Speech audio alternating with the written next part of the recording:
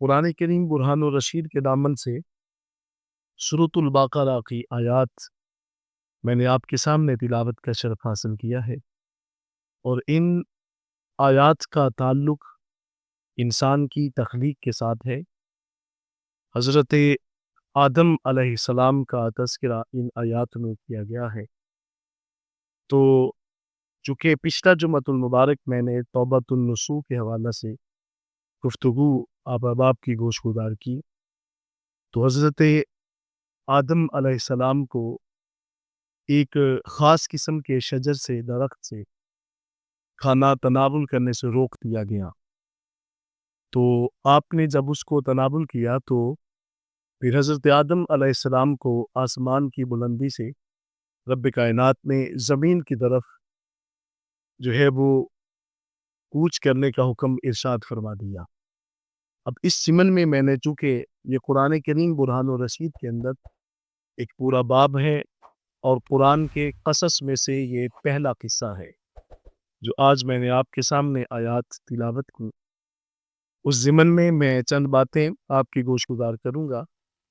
اب 10 سے 15 منٹ میں اگر ان باتوں کو آپ کو کہوں کہ میں 10 منٹ میں آپ کو وہ باتیں سمجھا دوں گا تو کافی مشکل ہے، لیکن جتنا ہو سکا میں آپ کے سامنے اپنی باتیں اور آپ کو وہ قصہ جس کو حضرت آدم علیہ السلام کا قصہ کہا جاتا ہے، اور جس کو قرآن کے اندر سب سے پہلے اللہ تعالیٰ نے سورۃ البقرہ میں اس کو بیان کیا ہے، میں آپ کی گوش گزار کرتا ہوں اور دعا کرتا ہوں جو اس سے رموز، جو اس سے گوہر اور جو اس سے موتی حاصل ہو، اللہ اس سے ہمیں مستفید ہونے کی توفیق عطا فرمائے۔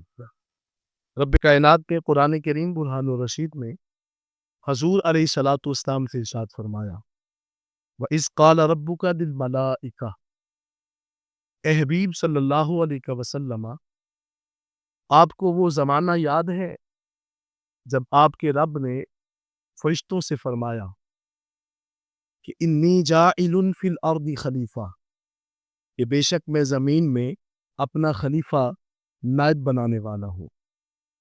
علماء فرماتے ہیں یہاں پہ لفظ جو اذ ہے یہ ظرف زمان اور مکان پر دلالت کرتا ہے،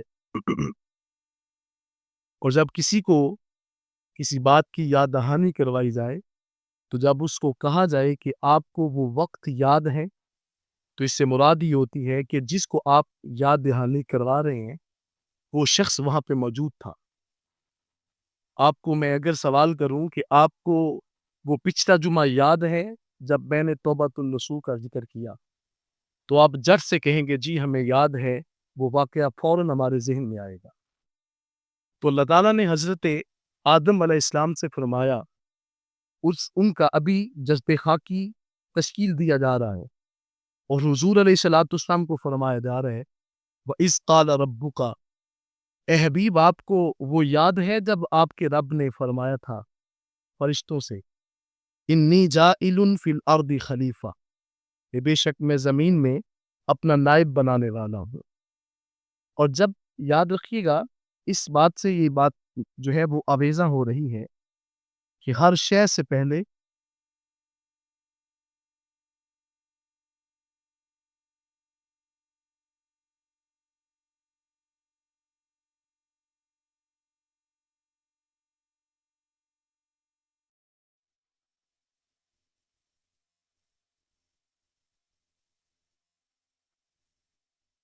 وَإِذْ قَالَ رَبُّكَ لِلْمَلَائِكَةِ إِنِّي جَاعِلٌ فِي الْأَرْضِ خلیفہ، حبیب آپ کو یاد ہے جب آپ کے رب نے فرشتوں سے فرمایا انی جاعل، بے شک میں بنانے والا ہوں، فی الارض زمین کے اندر ایک اپنا نائب۔ اللہ رب العزت نے حضور علیہ الصلوۃ والسلام کو اس قصہ کے بارے میں خدا آگاہ فرما رہا ہے کہ حبیب آپ کو وہ وقت یاد ہے جب آپ کا رب حضرت آدم علیہ السلام کو بنانے کے لیے خدا فرشتوں سے فرما رہا ہے کہ بے شک میں بنانے والا ہوں زمین کے اندر ایک نائب۔ یہاں پہ ملائکہ جو ہے یہ ملکن کی جمع ہے، اس سے مراد پیغام پہنچانا ہوتا ہے۔ خدا تعالیٰ نے انسانوں تک اور اس سے مراد حضرات الانبیاء ہیں، ان تک پیغام رسانی کے لیے جو ذریعہ اور سبب بنایا وہ حضرات الملائکہ ہے، اور ان میں سب سے مقرب جو فرشتے ہیں جنہیں انبیاء کرام کے پاس بھیجنے کا ذریعہ بنایا گیا وہ حضرت جبریل علیہ السلام ہے۔ وہ خدا کا پیغام لے کر کے جو ہے وہ انبیاء کرام کی بارگاہ میں حاضر کرتے ہیں، تو ان کا کام جو تھا وہ خدا کے معاملات جو ہیں ان کو سر انجام دینا تھا۔ یہ خدا کے حکم کے پابند ہوتے ہیں۔ رب کائنات نے قرآن کریم میں سورۃ التحریم میں ارشاد فرمایا، لا یعصون اللہ ما امرہم ویفعلون ما یؤمرون۔ یہ فرشتے اللہ کے حکم کی نافرمانی نہیں کرتے، اور جو ان کو کہا جاتا ہے یہ اس کو وہ صحیح طریقے سے سر انجام دیتے ہیں۔ یہ ملائکہ جو ہیں یہ خدا کے حکم کے پابند ہوتے ہیں۔ اللہ تعالیٰ نے انسان کی تخلیق کے بعد اس کے کندھوں کے اوپر 2 فرشتے مقرر فرما دیے۔ رب کائنات نے فرمایا کرامن کاتبین یعلمون ما تفعلون، ہم نے 2 عزت والے کاتب تمہارے کندھوں کے اوپر مقرر فرما دیے۔ اب وہ کرتے کیا ہیں؟ فرمایا وہ جانتے ہیں جو تم کرتے ہو۔ یہ انسان کے ہر عمل کو تحریر کرتے ہیں۔ یہ میرا بولا جانے والا ایک ایک لفظ تحریر ہو رہا ہے۔ آپ کا سارا دن ایک ایک لفظ جو ہے وہ تحریر کیا جاتا ہے۔ یہ مت سوچئے گا کہ میں بے لگام شخص ہوں، میرے گلے کے اندر کسی شریعت کی ڈور نہیں ہے۔ ہمارے گلے میں حضور علیہ الصلوۃ والسلام کی شریعت کا پٹا ہے۔ ہم ایک لمحہ بھی حضور کی شریعت سے قدم باہر نہیں نکال سکتے۔ ہمارا نکلنے والا ایک ایک لفظ تحریر ہو رہا ہے اور باقاعدہ طور پہ وہ لکھا جا رہا ہے۔ تو فرمایا جو کچھ تم کرتے ہو وہ لکھ دیا جاتا ہے۔ میری زبان سے نکلنے والا ایک ایک لفظ ایک ایک جملہ تحریر ہوتا ہے، اور یہ فرشتے ذمہ داری کے ساتھ اس کو لکھتے ہیں۔ اور اسی لیے میرا آقا علیہ الصلوۃ والسلام نے فرمایا کہ انسان بعض اوقات کسی کے عیوب ڈھونڈ رہا ہوتا ہے اور اس کے عیبوں کے اوپر پردہ نہیں ڈالتا، اور لوگوں کو بتا رہا ہوتا ہے کہ یہ اس طرح کا عمل یہ کرتا ہے، یہ جھوٹا ہے، یہ کاذب ہے، یہ عمل کرتا ہے۔ آپ کبھی غور تو کریں، ہمارے کتنے عمل بھیانک ہیں۔ آپ نے رات کو دیکھا ہوگا، اب آپ کو یہاں تک کہ اپنے عمل کی وجہ سے انسان کو بھی کبھی رونا آتا ہے۔ اب دیکھیں نا کہ جب انسان پلٹ کر اپنے رب کی طرف آتا ہے تو پھر انسان سوچتا تو ہے کہ میں کتنا گنہگار شخص ہوں۔ اب رات کے پہر بڑے بڑے اشخاص کو دیکھا، آنکھیں بھیگ چکی ہیں، رات کے 12 بجے ہیں، رب کی بارگاہ میں رو رہے ہیں۔ کیا وجہ ہے؟ وہ سوچتے ہیں کہ مالک ہم نے اس زمین کے اوپر بہت دنگا فساد کیا، قتل و غارت کی، ہم نے تیرے جو احکامات تھے اس سے روگردانی کی۔ انسان سب کچھ کرتا ہے، لیکن اس کے باوجود سوچئے گا پھر بھی اللہ نے انسان کے عیوب کے اوپر پردہ ڈال دیا ہے۔ خدا کبھی کسی بندے کے بارے میں کسی کو خبر نہیں دیتا کہ اس کے اندر یہ عیب ہے۔ نہیں تو میں اور آپ سب اگر پریکٹیکل کرنا چاہتے ہیں تو رات کو بستر پر جانے سے قبل 2 لمحے کے لیے سوچ لیں، مالک تو بھی جانتا ہے میں کیسا ہوں، اور میں خود بھی اپنے آپ کو جانتا ہوں کہ میں کیسا ہوں۔ میرا دل کیسا ہے، میرا دل کس طرح گناہوں کی دلدل میں پھنسا ہے۔ مالک تو سب کچھ جانتا ہے۔ جب اس کیفیت کے اندر انسان ہوتا ہے تو پھر بھی تو سوچے کہ مالک نے ہمارے اوپر پردہ ڈال دیا۔ میرا آقا علیہ الصلوۃ والسلام نے فرمایا کہ جو کوئی شخص کسی دوسرے بندے کے عیب کے اوپر پردہ ڈالے گا، اللہ قیامت کے دن اس کے عیوب کے اوپر پردہ ڈال دے گا۔ بلکہ ایک حدیث مبارکہ میں ہے، میرا آقا علیہ الصلوۃ والسلام نے فرمایا کہ قیامت کے دن اللہ بندے کو اپنی جناب حاضر کرے گا اور خدا فرمائے گا میرے بندے یہ گناہ تو نے کیا تھا نا؟ بندہ عرض کرے گا مالک میں نے یہ گناہ کیا۔ اب جب وہ اللہ کی بارگاہ میں حاضر ہوگا تو پھر خدا فرمائے گا میرے بندے کرامن کاتبین نے اس کو نہیں لکھا اور وہ اس کو تحریر نہ کر سکے۔ عرض کی مالک کیا وجہ کہ انہوں نے نہ لکھا؟ فرمائے میرے بندے دنیا کے اندر نا تو نے میرے ایک بندے کے عیب کے اوپر پردہ ڈالا تھا، جب تو نے اس کے عیب کو چھپایا تھا تو پھر ہم نے اس گناہ کو کرامن کاتبین سے چھپا ڈالا تھا۔ تو جب کوئی شخص جو ہے اللہ کے کسی بندے کے عیب کے اوپر پردہ ڈالتا ہے تو پھر خدا بھی اس بندے کے عیوب کے اوپر قیامت کے دن پردہ ڈالے گا۔ تو اس لیے فرمایا کرامن کاتبین وہ ہیں کہ جو تم کرتے ہو اس کو لکھتے ہیں، اور پھر وہ اللہ کے حکم کے پابند ہیں، وہ خدا تعالیٰ جو فرماتا ہے انہوں نے کرنا ہے۔ اب حضرت آدم علیہ السلام کی تشکیل سے پہلے اللہ تعالیٰ نے فرشتوں سے فرمایا انی جاعل فی الارض خلیفہ، بے شک میں زمین کے اندر خلیفہ بنانے والا ہوں۔ یہاں پہ خلیفہ کی حاجت اس وقت ہوتی ہے جب صاحب اپنے مسند کے اوپر تشریف فرمانا ہو۔ امام مسجد جو ہے وہ جاتے وقت بعد میں اپنے نائب کو مقرر کرتا ہے تاکہ وہ بعد میں اس کی ڈیوٹی کو سر انجام دے گا۔ لیکن جملوں کے اوپر غور کریں، وَإِذْ قَالَ رَبُّكَ لِلْمَلَائِكَةِ، جب خدا نے فرشتوں سے فرمایا بے شک میں بنانے والا ہوں زمین کے اندر ایک اپنا جو ہے نائب۔ اب خدا تعالیٰ تو اونگ سے بھی پاک ہے، خدا تو ہر چیز پر قدرت رکھتا ہے، خدا تعالیٰ ہر شے کے اوپر جو ہے وہ قادر ہے۔ تو سوال پیدا ہوا کہ خدا تعالیٰ نے یہاں پہ پھر نائب کی حاجت کیوں پیش آئی؟ تو جواب ملا کہ نائب میرے لیے نہیں ہے، نائب انسان تمہارے لیے ہے۔ انسان کو انبیاء کی ضرورت ہے، انبیاء کے تبسل کی وجہ سے خدا کا قرب نصیب ہوتا ہے۔ انسان کو جو ہے وہ چونکہ اس کو مادی ضروریات کے مطابق اپنی زندگی کو بسر کرنا ہوتا ہے، اور یہ خدا کے قرب سے جو ہے وہ معدوم ہے، یہ دوری کی وجہ سے اللہ کے قرب میں نہیں رہ سکتا۔ رب کائنات کے قرآن میں سورۃ الشورى میں فرمایا وَمَا كَانَ لِبَشَرٍ أَن يُكَلِّمَهُ اللَّهُ إِلَّا وَحْيًا أَوْ مِن وَرَاءِ حِجَابٍ أَوْ يُرْسِلَ رَسُولًا فَيُوحِيَ بِإِذْنِهِ مَا يَشَاءُ إِنَّهُ عَلِيٌّ حَكِيمٌ۔ خدا فرماتے ہیں کہ کوئی بشر اللہ سے کلام نہیں کر سکتا۔ آج کوئی شخص کہے کہ ہم اللہ سے کلام کر لیں تو یہ ذہنی فطور ہے۔ کوئی شخص خدا سے کلام نہیں کرے گا۔ تکلم جو ہے وہ خدا کے ساتھ انسان کی بس کی بات اور طاقت میں نہیں ہے۔ فرمایا کہ ہم جس بشر کو اس بات سے نوازتے ہیں اور اس سے کلام کرتے ہیں تو اس کی کیفیات کیا ہے؟ سب سے پہلی کیفیت بیان ہوئی الا وحیا۔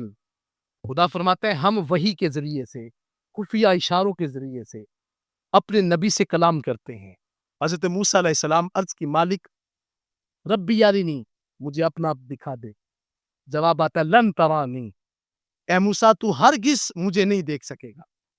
فرمایا کہ میں سامنے پہاڑ کے اوپر اپنے نور کے 70ویں حصے کی تجلی ڈالتا ہوں، اگر یہ اپنے مقام کے اوپر برقرار رہا تو بھی مجھے دیکھے گا۔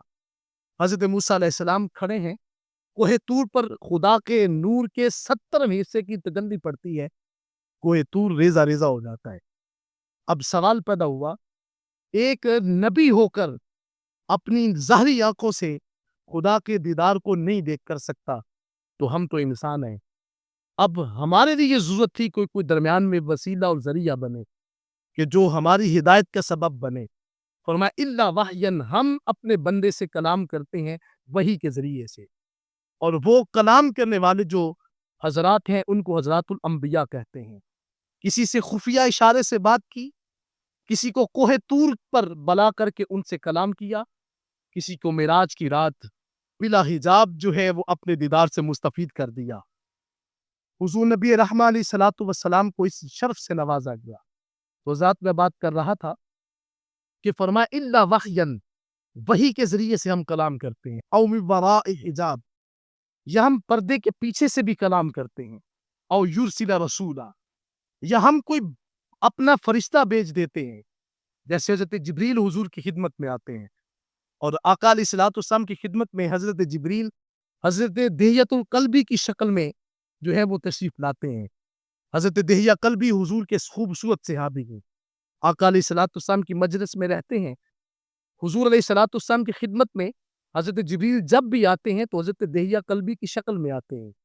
ایک دن حضرت دہیہ قلبی جو تھے وہ تو مجلس میں نہیں تھے کہ حضرت جبریل امین تشریف لائے، اور امام حسنین کریمین بچپن کا زمانہ تھا، بھاگتے ہوئے حضرت دہیہ قلبی سمجھتے ہوئے ان کی جیبوں کو ٹٹولنا شروع کر دیا۔ بچے تھے، حضرت جبریل نے حضور کو جو ہے وہ اپنی نظر سے دیکھا، میرا آقا مسکرا کر فرماتے ہیں، فرمایا جبریل پریشان ہونے کی ضرورت نہیں ہے، یہ میرے بچے ہیں اور تجھے دہیہ قلبی سمجھ رہے ہیں ان بچوں کو علم نہیں ہے کہ تو دہیہ قلبی نہیں، تو جبریل میری بارگاہ میں بیٹھا ہوا ہے۔ حضور علیہ الصلوۃ والسلام کی بارگاہ میں ملائکہ کا سردار بھی بیٹھا ہے، اور میرے حضور قبلہ عالم نے اسی لیے لکھا ہے کہ جبریل ہمیشہ ڈردا ہے، پیر ادبوں باہر نہ ڈردا ہے، اور آپ فرماتے ہیں میں بھی ادباں وچ کھلونی ہاں جے محمد پیارا آ جاوے۔ حضور نبی رحمہ علیہ الصلوۃ والتسلیم آپ کی مجلس میں جبریل حاضر خدمت ہوتے ہیں، آقا علیہ الصلوۃ والسلام کی بارگاہ میں دہیۃ القلبی کی شکل میں حضور کی خدمت میں رہتے ہیں۔ میرے اور آپ کے آقا علیہ الصلوۃ والسلام کی خدمت میں حضرت جبریل حاضری کرتے ہیں اور پیغام دے کر کے پھر واپس پلٹتے ہیں۔ حضور علیہ الصلوۃ والسلام مکہ کی گلیوں میں چلتے ہیں، جبریل امین پھر حاضری کرتے ہیں۔ حضور مدینہ میں چلتے ہیں، حضرت جبریل پھر حاضری کرتے ہیں۔ حضور بستر پر آرام فرما ہے، حضرت جبریل پھر حاضری کرتے ہیں۔ کبھی معراج کے سفر ہے، حضرت جبریل پھر حاضری میں ہے۔ آقا علیہ الصلوۃ والسلام کی بارگاہ میں فرمایا کہ ہم اپنا خاص نمائندہ بھیجتے ہیں، فَيُوحِيَ بِإِذْنِهِ مَا يَشَاءُ، بس ہم اپنے بندے کو جو چاہتے ہیں اس پیغام سے نواز دیتے ہیں۔ اب جو میں بات آپ کو سمجھانا چاہتا ہوں، فرمایا کہ اس نائب کی ضرورت انسان کے لیے ہے، میرے اور آپ کے لیے ضرورت ہے۔ ہمیں خدا کے قرب تک جانے کے لیے انبیاء کی صحبت اور ان کی مجلس اختیار کرنی پڑے۔ اب چونکہ وہ ایک سلسلہ تھا جو انبیاء کرام کا منقطع ہوا، اب قیامت تک کوئی نبی اور کوئی رسول آنے والا نہیں ہے۔ اب میرے آقا علیہ الصلوۃ والسلام نے فرمایا العلماء ورثۃ الانبیاء، میرے نبیوں کے وارث تو علماء کہلاتے ہیں۔ جیسے نبیوں کی صحبت میں بیٹھنے سے اللہ کا قرب ملتا تھا، اولیاء کاملین اور علماء کی صحبت میں بیٹھنے سے پھر بھی اللہ اس کے رسول کی جو ہے وہ صحبت کا انسان کو جو ہے وہ مشاہدہ ہو جاتا ہے، اور مجلس میں بیٹھنے سے وہ قرب نصیب ہو جاتا ہے۔ خدا تیزی بقار میں بات کر رہا تھا، فرمایا کہ اس خلیفہ کا مقصد جو تھا وہ انسان کو اس کی ضرورت تھی۔ خدا تعالیٰ جو ہے وہ حی قیوم ہے، لا تأخذہ سنۃ ولا نوم، میرا رب وہ ہے جو جس کو نہ اونگ آتی ہے نہ نیند آتی ہے۔ اللہ اس بات سے پاک ہے۔ آپ رات کے 4 بجے بھی اٹھ کے جب کہتے ہیں نا اللہ، تو اوپر سے آواز آتی ہے لبیک یا عبدی، میرے بندے میں حاضر ہوں۔ ہم تو مائل بکرم میں کوئی سائل ہی نہیں، راہ دکھلائیں کسے کوئی راہ رو منزل ہی نہیں۔ خدا محترم فرمایا میں ایک نائب بنانے والا ہوں۔ اب فرشتوں نے عرض کیا کہ قالو، وہ بولے اتجعل فیہا من یفسد فیہا ویسفک الدماء۔ اب اس سے علماء فرماتے ہیں کہ مرادی معنی ہے، یہاں سے بات حضرت آدم علیہ السلام کے بارے میں نہیں ہے کہ ایسا خلیفہ جو خون ریزی کرے اور فساد برپا کرے۔ علماء فرماتے ہیں کہ اس سے مراد لی جا رہی ہے کہ حضرت آدم علیہ السلام تو معصوم ہے، وہ تو نبی ہیں، وہ یہ عمل نہیں کریں گے۔ اس سے مراد ہم انسان ہیں کہ ایسا بندہ جو زمین کے اندر فساد بھی کرے گا اور خون ریزی بھی کرے گا۔ اب اس کا ان فرشتوں کو کس نے دیا؟ وہ خدا نے بتا دیا تھا۔ بندہ ہوگا، وہ خون ریزی بھی کرے گا، قتل و غارت بھی کرے گا، سب کچھ کرے گا، لیکن ہاں کچھ بندے وہ بھی ہوں گے والذین یبیتون لربہم سجدا وقیاما، میرے بندوں کی راتیں کبھی سجدے میں بسر ہوں گی، کبھی قیام میں بسر ہوں۔ امام غزالی علیہ رحمہ فرماتے ہیں کہ اللہ نے انسان کو قوت شہوانیہ سے بھی نوازا، ساتھ قوت غضبیہ سے بھی نوازا، اور قوت عقلیہ سے بھی نوازا۔ انسان کو خواہشات دے دی گئی، مال کی خواہش، دولت کی، بچوں کی، حسین و جمیل خاتون کی، انسان کے دل کے اندر خواہش رکھ دی گئی۔ ان چیزوں سے انسان کو آراستہ اور پیراستہ کیا گیا۔ رب کائنات نے ایک مقام پہ، اب وقت بہت تھوڑا ہے اس لیے میں ڈیٹیل میں نہیں جاؤں گا، فرمایا زُيِّنَ لِلنَّاسِ حُبُّ الشَّهَوَاتِ مِنَ النِّسَاءِ وَالْبَنِينَ وَالْقَنَاطِيرِ الْمُقَنطَرَةِ مِنَ الذَّهَبِ وَالْفِضَّةِ وَالْخَيْلِ الْمُسَوَّمَةِ وَالْأَنْعَامِ وَالْحَرْثِ ذَلِكَ مَتَاعُ الْحَيَاةِ الدُّنْيَا وَاللَّهُ عِندَهُ حُسْنُ الْمَآبِ۔ اللہ فرماتے ہیں کہ اس زندگی کو آراستہ کر دیا گیا، سونا بنا دیا گیا۔ کس سے؟ فرمایا شہوات کی محبت کے ساتھ، اس میں عورتوں کی محبت بھی رکھ دی گئی، اور پھر فرمایا کہ اس انسان کو ہم نے بیٹوں کی محبت سے بھی نواز دیا، اور پھر اس کو سونے اور چاندی کے ڈھیر لدے جو ہیں وہ بھی انسان کی چاہت میں رکھ دیا، سب کچھ دے دیا ہم نے، اس کو لہلہاتی ہوئی کھیتی بھی دے دی، دیکھ کے انسان بڑا خوش ہوتا ہے، واہ بڑی گندم اگے گی، بڑا اناج حاصل ہوگا، سب کچھ دیا، لیکن ساتھ میں خبر کیا دی؟ فرمایا ذالک متاع الحیات الدنیا، فرمایا خدا نے کہ جاؤ سارا کچھ ہے لیکن ہے دنیا کا سودا، دنیا کا سامان ہے۔ اور پھر جواب دیا واللہ عندہ حسن المآب، اللہ فرماتا ہے دیر نہ کرنا، ان میں کہیں گم نہ رہ جانا، تیرے رب کے بعد اس بعد تیرے رب کے پاس اس سے بھی خوبصورت اجر ہے جو تیری عقل میں بھی کبھی نہیں سمایا ہوگا۔ شہوات سے نوازا اور انسان کو ساتھ میں غضب اور غصہ بھی دے دیا، ساتھ انسان کو عقل بھی دے دی۔ اب آپ کبھی غور کریں، کبھی کبھی انسان کی شہوت اتنی ہو جاتی ہے کہ وہ انسان جانور سے بھی باولا لگتا ہے کہ جانور سے بھی وہ کیا گزرا ہے۔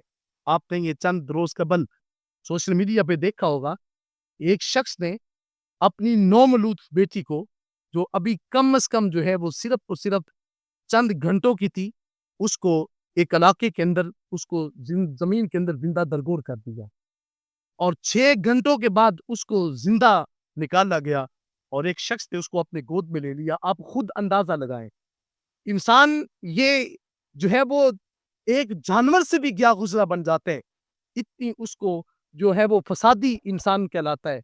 لیکن فرمایا کہ ساتھ میں ہم نے اس کو عقل بھی دے دی، اور امام غزالی فرماتے ہیں کہ اگر اس انسان کی عقل جو ہے اس کی خواہشات کے اوپر غالب آ جائے، امام غزالی فرماتے ہیں کہ اللہ اس بندے کا مقام فرشتوں سے بھی اونچا عطا فرما دیتا ہے۔ اقبال نے کہا نا کہ فرشتے سے بہتر ہے انسان بننا، مگر اس میں ہوتی ہے محنت زیادہ۔ تو انسان کو غضب بھی دیا، غصہ بھی ہوتا ہے، لیکن غضب کی حالت میں بندہ اپنے اوپر قابو کرتے ہیں۔ اللہ فرماتا ہے والقاظمین الغیظ، متقین تو وہ ہے نا کہ جب غصہ آتا ہے تو قابو کرتے ہیں۔ کیا ہوا کہ آپ کے سامنے زوجہ کھڑی ہے، اس نے آپ کے سالن کے اندر نمک زیادہ ڈال دیا، آپ نے ساتھ میں اس کو اللہ نہ کرے تھپڑ بھی مارا، ساتھ میں اس کو طلاق ثلاثہ بھی دے دی، اور پھر مولوی صاحب کے پاس آ کے حضرت کے ساتھ عرض کرتے ہیں حضرت میں غصے سے طلاق ثلاثہ دے بیٹھا، مجھے سمجھ نہیں آئی، تیری سمجھ باہر میں جائے، تجھے عقل ہی نہ دی، عقل تیری کام ہی نہ کر سکی، یہ تو بات فرشتوں نے بھی کہی تھی فسادی ہوگا، خون ریزی کرے گا، تو نے وہی کیا جو فرشتوں نے کہا تھا، لیکن خدا نے یہ بھی تو بتایا تھا نا کہ اے فرشتوں جو میں جانتا ہوں وہ تم نہیں جانتے، جو میرے علم میں بندے ہیں وہ تمہارے علم میں نہیں ہیں۔ اب اس بات کو سمجھیے گا، قوت بھی دے دی، سوچنے کی طاقت بھی دے دی، لیکن جو بندہ غصے کے اوپر قابو پا لیتا ہے، میرا آقا فرماتے ہیں سب سے بڑا پہلوان وہ ہے کہ جو غصے کے وقت اپنے اوپر قابو کرتا ہے۔ مفسرین فرماتے ہیں کہ کاظمین کا لفظ کاظمون سے ہے، اور کاظمون کہتے ہیں کسی جو ہے وہ مشک کے منہ کو جو ہے وہ باندھ دینا، اور فرمایا کہ جیسے مشک کے منہ کو رسی سے باندھ دیا جائے تو پانی باہر نہیں آ سکتا۔ متقی وہ ہوتا ہے جب غصہ اس کے چہرے کے اوپر بھی ہو تو اس کے چہرے کے اوپر، زبان کے اوپر غصے کے اثرات واضح نہیں ہو رہے ہوتے۔ والقاظمین الغیظ، غصے کے وقت بندہ اپنے اوپر قابو رکھتا ہے۔ فرمایا کہ عرض کی ایسا فسادی بندہ جو خون ریزی بھی کرے گا اور قتل و غارت بھی کرے گا۔ یہاں تک میں بات کو روک رہا ہوں، اگلی باتیں اگلے جمعہ المبارک آپ کی گوش گزار، اللہ عمل کی توفیق سے مالا مال کرے۔ واقع